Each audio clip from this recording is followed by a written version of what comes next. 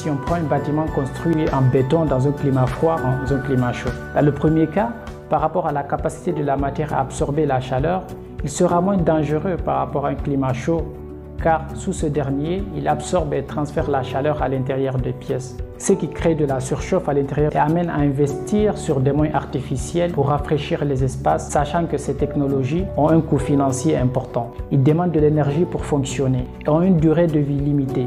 Alors qu'on aurait pu éviter ce problème de réchauffement en privilégiant des matériaux adaptés à ce climat chaud.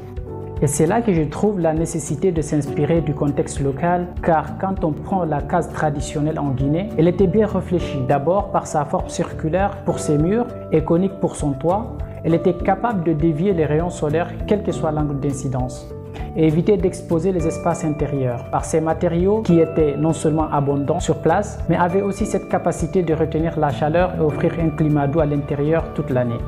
Et autour de cette architecture, c'était aussi des liens familiaux et amicaux qui s'est développés. Cette forme d'architecture mettait en avant ce que la nature lui offrait pour choisir la forme, les matériaux et les techniques de construction. À travers elle, on voit à la fois la prise en compte des dimensions techniques, économiques, climatiques et surtout sociales de l'architecture. Cela dit, je ne suis pas en train d'idéaliser ce type d'architecture, car elles avaient aussi ses failles. Je ne sais même pas si vous et moi qui pouvons tout réguler dans nos maisons, parfois de façon automatique, température, lumière et autres, pouvons habiter ce type d'architecture aujourd'hui. Là n'est même pas la question. Comme je le disais tantôt, l'objectif c'est de ne pas reproduire les mêmes modèles, mais de chercher à les comprendre.